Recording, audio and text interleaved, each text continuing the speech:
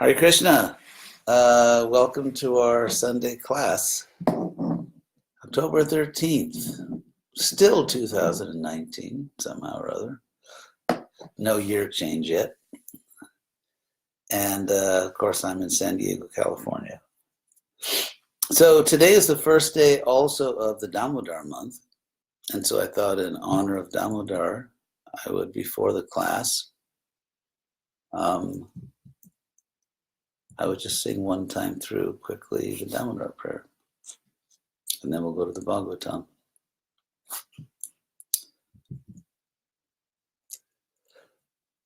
So here we go. You can sing along at home if you like. I can't hear you, but Namami Sharang Satchidananda Rupam Lasat Kundalam Gokule Vrajamanam Jashoda Viyoluka Ladhavamanam Paramristam Atyanta Todrutya Gopya Rudantam Muhurnitra Yugmam Rajantam Karamboja Yugmena Satanka Netram Mahukshasakam Patri Rekanka Kanta Stita Graivam Damodaram Bhakti Vadham Iti Driksvalila Vir Ananda Kunde Sagosham Nimajantam Akyapayantam Tadiyeshi Tagyeshu Bhaktarjitatam Punak Prematastam Satavriti Vande Varang Deva Mokshang Namoksavadiva Nachanyam Reneham Varesharapiha Idang Deva Purnata Gopala Valam Sada Me Manasya Virastam Kimanyai Idang Te Mukam Vojam Atyanta Nilar Ritam Kuntalai Snigdha Raktaischa Gopya Muschumbitam Bimba Raktadaram Me Manasya Virastam Alang Lakshalavai Namo Deva Damodarananta Vishnu Prasida Prabodhuka Jalabdi Magnam Kripa Drishti Vristati Dinam Vatanu Grihane Shamamagyamedhyakshi Drasya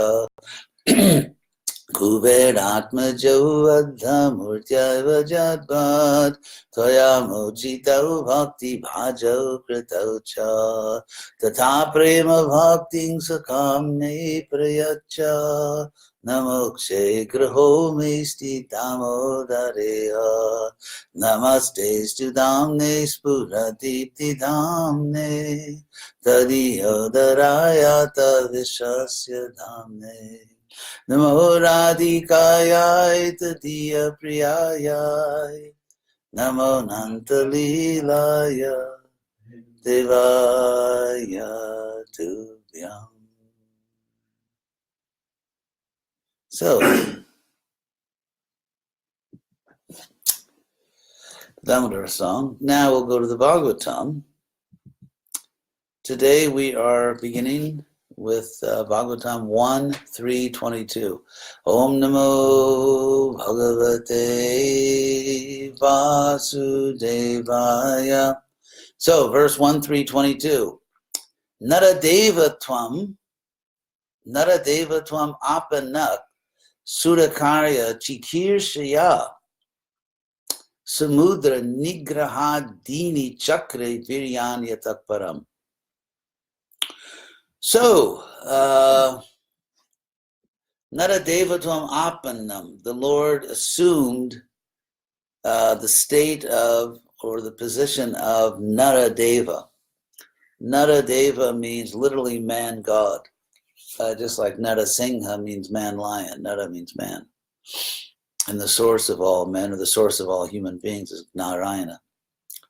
So Deva, now to say that the Lord assumed the position of Naradeva, what's interesting here is that we can take it literally that it was God appearing as a man. I mean, Krishna was not a human man, but he was appearing like someone. Kapata Manusha, the Bhagavatam says in the first chapter, pretending to be a human being. So, but also, Naradeva means a king, sort of God on earth, which is obviously a little extreme for modern democratic sentiments. So, but then again, in the term Nara Deva, we have to keep in mind that Deva also means what we call in English demigods.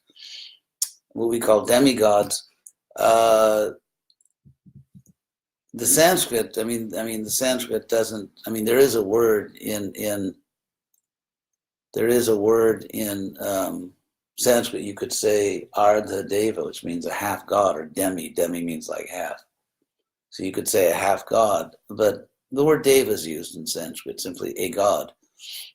And so Naradeva can simply mean a human being, the king, who is functioning as one of the universal managers or as a divine representative of the supreme God. So it can also be taken in that way when the term is applied to a king, not a deva. But in any case, as far as democratic sentiment, just to throw in something here, in Poland now, the European Union is disturbed because in Poland, people keep electing these governments who are somewhat right-wing, who apparently the people believe, I won't speculate on the real condition of Poland, but the people believe that the government's doing a reasonably good job, that there's relative prosperity, and so on. And the European Union is unhappy because this Polish government appears to be taking powers that normally one should not take in a democratic government, inappropriately controlling the judiciary, in other words, violating kind of the separation of powers. And what's interesting is, as we know, the Vedic system was monarchy, and ultimately what's happening in the world nowadays is that I also, just one other little factoid here, because I want to talk about kings, because Ramchandra appeared as a perfect king, and so you could say, is that relevant today? Because we don't have kings. So what is the relevance of appearing as a perfect king? Something else happened, actually, which sort of reflects on the current status of democracy, and that is they're having elections right now, or they just had elections for president in Tunisia. The ancient name of Tunisia, if you're a history buff, was Carthage, the Carthaginians. Anyway, so what's interesting about this election, because of course they had the Arab Spring, and I think it even began in Tunisia. So Tunisia, if you look at what's called the Maghreb, the north coast of Africa, which is Muslim, then you have the Saharan Desert, and then below the Sahara you have sub-Saharan Africa, which is more people of African or black descent, and so, but north of the Sahara you have the Maghreb, this Muslim northern coast of Africa, which was of course part of the Roman Empire. Anyway, so in Tunisia, which is perhaps one of the most progressive Muslim countries, only about, I think, 17 or 18% of the people voted. Here they had this big struggle throughout a dictator, had their Arab Spring, finally got democracy, and now an overwhelming majority of people aren't bothering to vote. So what's really going on? What's happening in a lot of places is that, or in China, you have a dictatorship in China, but people don't seem to be terribly frustrated with that. Some people are, of course. Is that many times people, just common people, they prefer security. They want to be safe. They want to be able to feed their families. They just want to have a peaceful life. And that's more important than what is sometimes perceived as the chaos of democracy, just the very high levels of corruption, which of course also take place in dictatorships and in monarchies. There have been extremely corrupt monarchies in history. But more and more people nowadays, and I'm not saying it's most people, not most people in the West, but a growing number of people, I mean, enough, especially among young people, that some of the older people are kind of alarmed by it, that it's no longer appearing obvious to everyone that democracy is the best form of government. It used to be sort of a given, like, sure, if you have any common sense, if you're not a crazy person, you understand the best form of government is democracy. And it seems like an increasing number of people don't exactly see it that way, because for many people, democracy just means corruption, chaos, or you could say an ignorant mass of people have no idea what's going on, electing a corrupt person that just knows how to manipulate ignorant people. That may be kind of a harsh definition, but I think look at this country. So I say this not because we're about to witness in our lifetime necessarily the collapse of democracy, although it's not impossible, but simply to say that it's not obvious that democracy is a better form of government than monarchy, especially the Vedic system, which was constitutional democracy and not absolute democracy, monarchy, constitutional monarchy, huge difference. In absolute monarchy, which Prabhupada sometimes actually took to be monarchy, he would sometimes say the king can do no wrong. But in the Vedic system, which was constitutional monarchy, the king absolutely can do wrong. For example, in the Mahabharata, when the world believes that the Pandavas were assassinated in the house of Lac, the world believes that, and people assume that it was the Kurus that did it. It was Duryodhana and his father Dhritarashtra.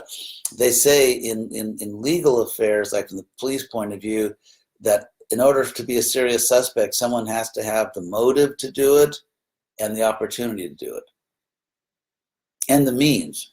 There are three things. If someone had a good reason to commit a crime, and there was an opportunity to do it, and they had the power to do it, then they become a leading suspect. Ever watched your, crime things on TV? So, in the case of the Kurus, obviously, if you imagine you're alive 5,000 years ago and you just heard this tragic news, it's kind of like the Kennedy assassination times 6, because it was Kunti and the 5 Pandavas who were very much beloved by the people. So there have been famous assassinations of, Germanicus. Anyway, that's Roman history. Germanicus was kind of like the John Kennedy of his time, and his assassination by the Emperor Tiberius really shocked everyone, but they couldn't prove it was Tiberius. But anyway, so in terms of political assassination, no one else in the world really had a very good reason to kill the Pandavas. As far as dying in a fire, that didn't seem plausible, because if you read the Mahabharata, it just doesn't happen very much that people die in fires. They knew how to build houses, and anyway, it's the only case you hear practically, unless it's caused on purpose. Like, for example, Krishna burned up the city of Kashi because they were unusually nasty people. And so Krishna lit the city on fire, didn't kill everybody, but he expressed his displeasure with them. So, but in terms of accidental, like houses accidentally burning down, you really don't hear about that. And of course, the house of Lac, where the Pandavas lived, was built to be a fire trap. It was, which Yudhishthira and the other Pandavas noticed as soon as they got there, that, wow, this place is built to burn down. So they knew what was going on if Vidura had told them. But in terms of, imagine you're alive back then, you're alive 5,000 years ago, you've heard this terrible news, and who in the world has a motive except the Kurus? And they have an obvious motive, because everybody knows they want to steal the kingdom from the Pandavas. And another point is Varnavata, where this happened, is within the Kuru Empire. So it's not that some other people from some other kingdom are going to send spies. They have no reason to do that. So the Kurus had the motive. It was the Kurus who had the motive to do it. And they had the means to do it because they controlled a whole dynasty. I mean, they had thousands of spies. They could basically do whatever they wanted. So I forgot why I brought that up originally. Anyway, I just got involved in Mahabharata there. So anyway, monarchies could be corrupt. Oh, I know what I was going to say. So what was interesting here is that when the Pandavas were killed, or I'm sorry, they weren't killed, when people thought the Pandavas had been assassinated, so you're alive 5,000 years ago, you believe the Pandavas are gone. You believe they've actually been assassinated. And you're shocked. So what do the people do? They go out into the middle of the imperial capital, Hastinapur, and they just insult and blast the king, Duryodhana, and also Dhritarashtra. They criticize him. So there was freedom of speech. Vedic, I mean, and the king could do wrong. So Prabhupada was quoting a British proverb or something, but the actual political system was constitutional monarchy. And how do Dhritarashtra and Duryodhana react to this, where the people are really just publicly slandering them, not slandering them, but criticizing them, accusing them? Do they say, okay, let's kill them, like in some ancient European history? Okay, someone criticized the king or the emperor, so you kill them? No. The Kurus begin to say that we have to be more careful, or the people may throw us out of office. In other words, there's no hint that the king could attack or punish or kill people for criticizing the government. You were free to criticize the government. And there are other cases, even when the Pandavas were ruling, I believe it was Indraprastha, and the Brahmin kept losing his sons, and he criticizes the government. So this was constitutional monarchy. This was constitutional monarchy, which is not absolute monarchy. The king was not above the law. And so that's, for example, when Vichitravirya, Chitrangada and Vichitravirya, the two sons of Santanu, died at a very young age, and there was no Kuru monarch, and the Kuru dynasty was thrown into a complete crisis. At that point, the Mahabharata says that there was all kinds of lawlessness. You get these warlords who are harassing other countries or seizing Kuru land. And it's very clearly said that they were breaking the law and they would be punished for it. So the king could do wrong. Or, for example, in the gambling match, when the Kurus insulted Draupadi in the gambling hall, and they were given a death sentence. Draupadi cursed them. Draupadi said that you will die for this. She was obviously not happy with their behavior. And Draupadi declared that you will die for this. And Krishna heard her curse, and Krishna declared, I will enforce it. I will enforce Draupadi's curse. And so kings could very much do wrong, and they could be killed for doing the wrong thing or thrown out. So anyway, so Lord Rama, this of course the description of the avatar, the incarnation of Lord Rama, and because we live in an age when everybody's supposed to believe the cliche is that, well, democracy is imperfect, but it's the best system of government we've ever had. You ever heard that one? What's very interesting is the people that say that have one thing in common. They've never studied world history. Anyway, just an interesting note.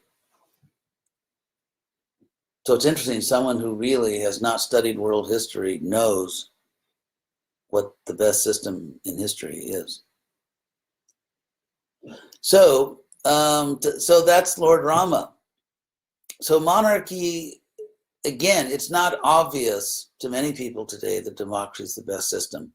If you look at America, it's just, I mean, who could say that this is the best way to govern a country? The level of corruption, starting in the White House and Congress, the tax breaks given to the richest people, pay the least taxes. So who can say, because we live in a capitalist age when money is power, and therefore America more and more looks like a plutocracy. A plutocracy means ruled by the rich. And if you look at other countries, third world countries that are so-called democracies, I mean, the level of corruption is staggering. And so to say that this is the best system of government we've ever had, there's a discussion to be had there. So we'll go to the next point, verse 23, which says, Ekona Vingshe, which means in the 19th. They have an interesting way of saying, I mean, there's different ways you can say 19 in Sanskrit. You can say Navadasha, but here's sort of poetic way. Ekona Vingshe, which means 20 minus 1. That's literally what it means. Vingsha means 20, Una means minus, and Eka means 1. So 20 minus 1, so, which means in the 19th. Ekona Vingshe in the 19th, Vingshati me, and in the 20th, Vrishnishu Prapya Janmani, taking their births. It's in the dual form. It's a dual. Sanskrit has singular, dual, and plural. So taking their two births among the Vrishnis, Vrishnishu Prapya Janmani, Rama Krishna. Yes, Rama and Krishna iti, which means that was their names. Rama Krishna iti means their names were Rama and Krishna. Bhuvo of the earth, Bhagavan, the Lord, Aharad Bharam, remove the burden. Bhara, in fact, our English word burden or to bear, like to bear a weight, bear a burden, are of course in Sanskrit bhara. So, Aharat, the Lord removed the burden of the earth. Now, there's something very interesting here for those of you who pay close attention to the Sanskrit verses. There's actually embedded in the grammar of this verse is an extremely important philosophical point, one of our most important philosophical points, which is not stated, but it's just embedded. It's there in the grammar of this verse. So if you can guess what that is, you can win valuable prizes. Okay, I'll tell you. Rama Krishna. So the compound word Rama Krishna, which becomes, if you're looking at the verse in your own book, Rama Krishna, the U changes to V. That's just a phonetic adjustment. But the actual word, compound word, is Rama Krishna, which is the dual form. So, in other words, the dual form is used to make clear we're not talking about one person named Rama Krishna, thank God. Anyway, so Rama Krishna, two people named Rama and Krishna. So grammatically, it must be two people. And yet, these two people are referred to as one person. In other words, as this dual form, as this dual avatar, as Rama and Krishna, the one Lord, removed the earth's burden. And the importance of this philosophically is that we are monotheists, which means one goddess. There's one God. Balaram is not a different person. Because of Balaram, I mean, Krishna plays these different parts so well. Like when Krishna is being Balaram, talk about method acting. You know, when Krishna takes the part of Rama, Balaram or Ramchandra or any of his innumerable avatars, he really becomes that person, as they say in Hollywood. He really takes on that person, that identity. And yet, we should not be fooled into thinking that Balaram and Krishna are actually two different people. Because if they were two different people, we would not believe in one God. And that would bother me very much, because I was brought up as a monotheist, and not as a Trinitarian, by the way. I was brought up as actually an actual monotheist. And I really believe that's true. I'm convinced there is one God. And so since Balaram is God, and Narayan is God, and Vishnu is God, and a whole bunch of other people are God, and we are monists, they're all Krishna. I mean, you see this very clearly in Krishna Lila. For example, when the gopis were looking for Krishna. Krishna, in order to curb their pride, disappeared from the rasa dance, and then the gopis were madly searching for Krishna, and so he disguised himself as Narayan.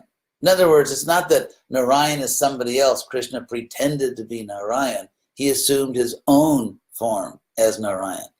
But then when the gopis just looked at him, they were suspicious, and he couldn't hold the form. It's like, it's almost like if you have let's say you're hiding from a good friend, or let's say you're hiding from a girlfriend, and then, she comes and looks at you, and you just like burst out loud. You can't hold your disguise. It's just, you can't do it, because someone is just looking you right in the eye, and they know who you really are. And so then Krishna again appeared as Krishna. But the point is that we are monotheists. There is one God. Krishna expands himself, as it said, Advaitam Achyutam Anadim Ananta Rupam. He has innumerable forms, but he's one. There aren't two gods. Advaita means there are not two supreme gods. There's only one. And that's clear even in the grammar here. Rama Krishna Viti Bhuvo Bhagavan, singular, Aharad Param. So, as far as talking about Krishna Balaram, we spend our whole lives doing that. So for now, I'm going to go on to the next verse, which is Tatak Kalau. Tatak means thereafter or then. Kalau, in the age of Kali, Kalau sam prabrite.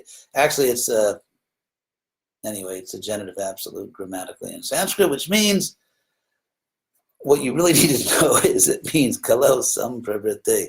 That when Kali had really appeared, prabrita means come forth.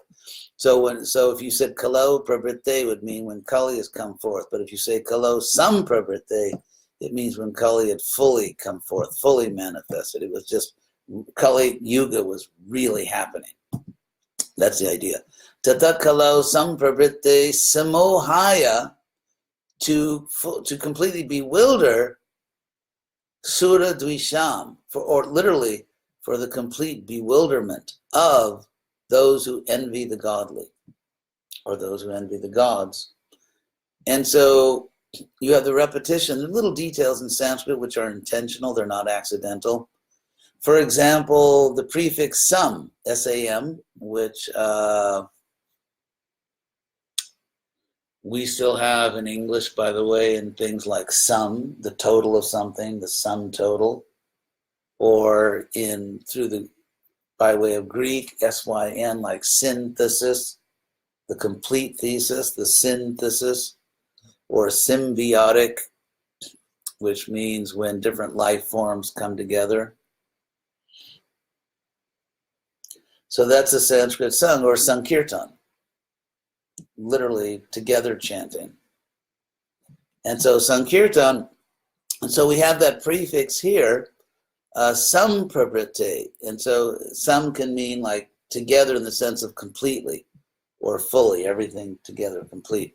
And so when Kali had completely arrived, then for the complete bewilderment of those who envy the godly or God, Buddho Namna, with the name Buddha, Buddho Namna, with the name Buddha, Anjana Sutta, as the son of Anjana, Kikateshu, in the geographic region called the Kikatas.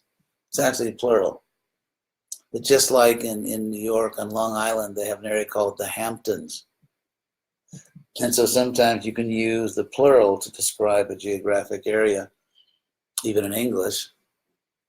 And, or for example, the Americas, Las Americas, which means North and South America. If you mean the whole Western Hemisphere, then you say the Americas, or in Spanish, Las Americas. And so in that way, you can use the plural to indicate a geography, and that's what we have here in Sanskrit, Kikateshu, in the Kikatas. Interesting little detail. The Lord will appear, will come in the Kikatas, son of Anjana, by the name Buddha, and he comes when Kali is fully happening, and to fully bewilder those who are envious of the godly. So that's Buddha.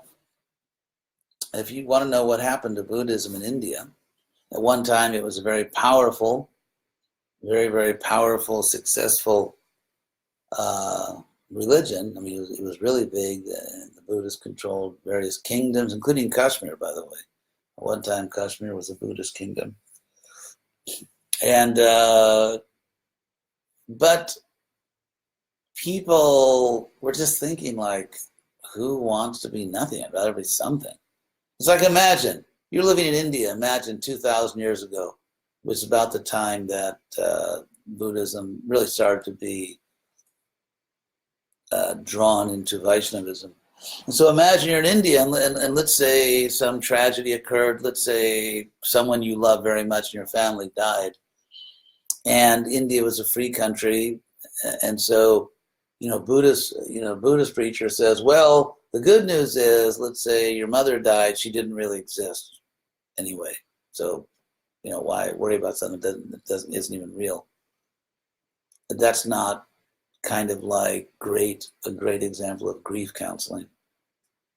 And then let's say a Vaishnava preacher comes and says, well, your mother worshipped the Lord, therefore she has a great life now. And so it's not just that people believe what they want to believe, but within our hearts, we know the truth, that virtue is rewarded, that the soul does go on, that we're not the body. And even the Buddhists, it's funny, for people that said there's no self, they were really obsessed with their karma, which is completely contradictory. So there were all kinds of contradictions in Buddhist philosophy, because it started out just as, it's kind of like Happy Life for Dummies, in the sense that, the Four Noble Truths of Buddhism. I'm not saying the Buddhists were dummies, but it was very simple. The Four Simple Truths were that you're suffering because you're selfish. Stop being selfish and you'll stop suffering. Join Buddhism and you'll stop suffering. Live right, right speech, right behavior, right everything. So that was it. And actually, we know from history that many of the early Buddhists believed in a soul, believed in an eternal soul, such as the Pudgala bodies. And that then they came up with this non-self doctrine, which, by the way, Buddha himself never taught everyone. I mean, scholars know that. He never actually taught that there's no self. But then people just weren't buying it. I mean, at first they were successful. One of the main reasons they were successful, actually, was not philosophical, it was social, because they opposed the caste system. And so let's say, for example, you were a king. Buddha himself appeared in the Kshatriya order, and he attracted a lot of Kshatriyas, which means you got the whole kingdom at no extra cost. And one of the reasons was that there were a lot of kings back then who were just really tired of being bullied by Brahmins. You had these corrupt Brahmins who were arrogant and just kind of, causing a lot of trouble. So if you became a Buddhist, suddenly you could just give a, particular famous mudra to these corrupt Brahmins, which involves the middle finger. Anyway, you could just tell the Brahmins to take a hike, and suddenly, I mean, you had the same dynamic actually in the Protestant Reformation, where you had a corrupt church that owned half of Germany. And so if a German prince decided, hey, I think Luther is really speaking for God, suddenly you became an overnight multimillionaire. Because, land was money. That was the agrarian age. Land was money. If half the land in your country is owned by the Vatican and you decide to become a Protestant, suddenly you're really rich. You have a lot more power. And so there was something like that going on with the spread of Buddhism. It actually is analogous to the spread of Protestantism in Europe, at least certain parts of Europe, especially Northern Europe. So, but in any case, eventually, like today, according to scholars, 85% of living Buddhists in the world, 85%, that's almost everybody, are Mahayana Buddhists, which means that they believe in heaven, they believe in a personal savior, like bodhisattvas that come. And so the point is that all that no self, everything is just shunyavad. It's not like the life of the party. It's not something that you can really base human life on. And Buddhism spread around the world to the extent they just started acting like a normal religion. And eventually people thought, well, if we're going to have a normal religion, and if Buddha is an avatar of Vishnu anyway, then why not just take the original normal religion that actually has a lot more stuff going on for it, like the Ramayana and the Mahabharata and the Bhagavad Gita. If we're just going to have a normal religion, why not do that one? So that's what happened in India. That's what happened to Buddhism in India. Anyway, so we did several verses today. I hope you feel you got your money's worth. Your time was well spent. So let me look very quickly to see if there's any questions here. If you ask a question, please type in also your credit card number. That was a joke.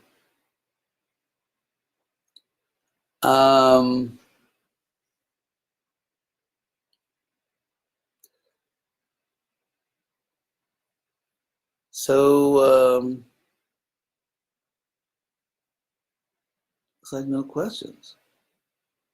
Which means I get the rest of the day off.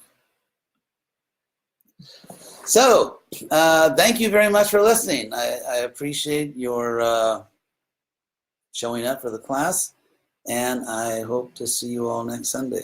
Hare Krishna.